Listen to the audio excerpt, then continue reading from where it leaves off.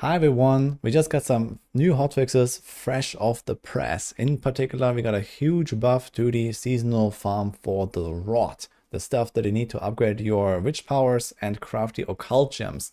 So people were complaining that we just didn't really get much of this, and I gotta say I have grinded my entire character all the way to having the right powers, having them at the right level, and crafting all 3 gems that I needed for my build, and that took a long time. I spent a lot of time farming these whispers here in the new zones, and it was quite grindy. I was probably spending something like 20 plus hours on all of this as I was progressing my character into Tome 4 and so on as well. But yeah, it was a while trying to get that stuff. Now, this has been massively buffed. I'm not sure by how much, but I definitely realized it's a lot better than before, probably multiple times better. In particular, those pyres here that I can see on the screen right now, these big red circles that you can activate from these little like totems or something. These things here, you can click them in the channels, and then you have like this 30-second event with lots of elite spawning is really good. So I get like 250 rod per pyre here, and in general I was just blasting through these whispers here for an hour or so, going from zone to zone, trying to find these things, doing some of the whispers on the way, and I got like an entire legendary stone from scratch. So it's like 4,000 rod in like an hour. So that's really good. It was very easy to craft another occult gem that I really needed for another setup, and now it's so much better. They've also reduced the amount of loot that drops. So here's like the full hotfix notes for hotfix 3. So they basically replace some of the like bloat of items dropping with more juice. I'm not really sure if this also extends to the root holes in the same way. It does say that, but I have not actually run those because yeah, there's no pyres there, and there's also no whispers. I generally feel root holes are just not really great, but I guess it might be worth checking that out again. But overall, I kind of felt they were not really worth the trouble. So I just did my seasonal journey objective there until I got the 2 legendary effects, and then I just kind of like sandwiched all these sigils because I also want to do the whispers at the same time. Whispers are really valuable. You can get lots of, you know, materials, gold, items, and so on, even the infernal horde keys from the whisper caches. So this is why I prefer those, and the headhunts are just really juicy in general. So I'm going for mostly that and try to look for those pyres. Now there's also another fix here, so Force of Will, Witch Power, that was causing infinite damage bugs. So maybe you have seen that with the druids. They were running around, overflowing their damage. That has been fixed, but the druids with Cataclysm are still extremely powerful. I'm not 100% sure how high they clear, but apparently the expectation is still that they're going to go all the way to 150. So we'll see, but at the very least it's super strong. And also the Hex of Whispers. This was a big topic in the last few days. People kept asking me what is going on. Blizzard had disabled it previously because it was causing some stability issues, but now it's back, so they fixed that as well. I do have to say that Blizzard is really on top of these hotfixes this time around. It's really good to see that they're like fixing stuff like the infinite damage really fast, and they're doing some other stuff here. Like for example, the earthquake fix was also nice. This was like basically day 1 when people found out that the unique wasn't working, and now they fixed it right away. So they're doing pretty good stuff, pretty good hotfixes here.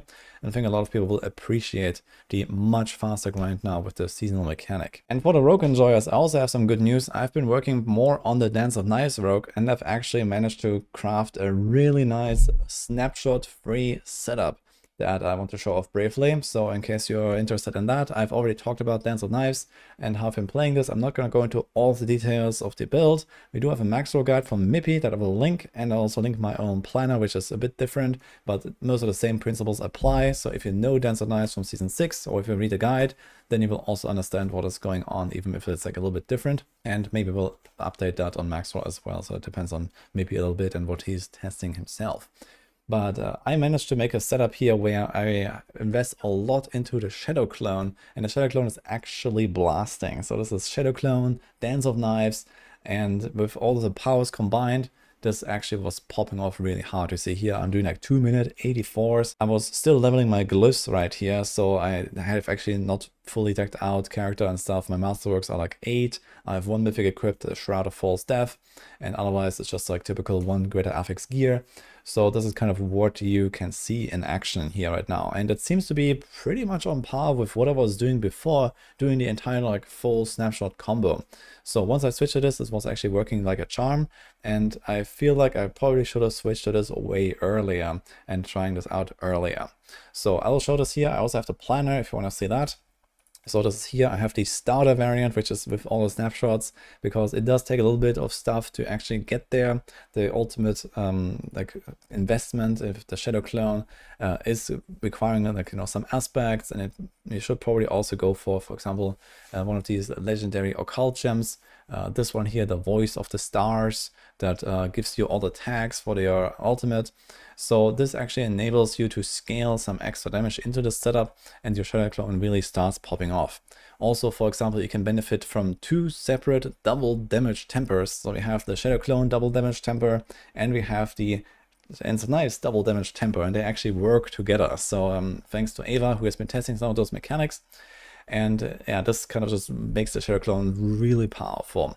It also means that you can't really influence exactly what you're killing that fast. I'm still doing some damage of my own, but it's like, I don't know, probably like 80% Shadow Clone, 20% myself or something like that. So it's mostly the clone doing the heavy lifting here. And then we also have the new ultimate aspects here. So Vehement Brawlers, for example, this gives you 2 extra ranks, extra damage when you use the ult.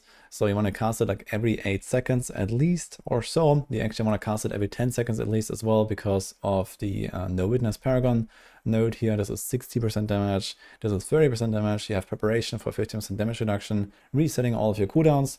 And then you also have the ultimate aspect here, the Epoch Furor, that kind of ramps up the ultimate damage as you go through the run, and then at 10 stacks it resets, and then it goes again.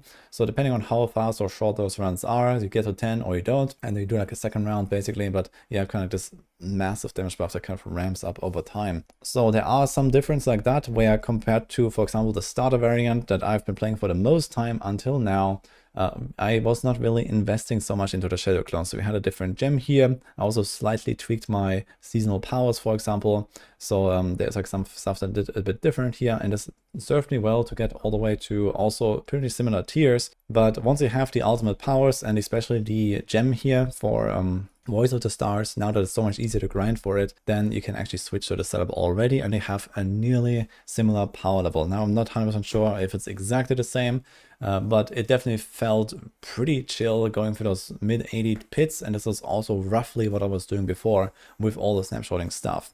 But in case you're wondering how to do the snapshot and what does it do, what does it mean exactly, snapshotting just means that you have several buffs that, for example, affect the next cast or the next attack. And in the case of a channeled skill like Dance of Knives, you can keep that on as long as you keep channeling and don't stop. So you can do some stuff like you can use Force Interact, which is a keybind. You can loot like that, and you can click on doors like that and stuff like that without interrupting the channel. And you can use certain buffs that last the entire time until you, for example, go to the next level or something like that. And those buffs are the Synergy aspect and Dance Macabre here. So this is a big one as well. And we also have the Quax rune here, 100% extra damage. So there's a bunch of really big multipliers that go into this that you want to snapshot.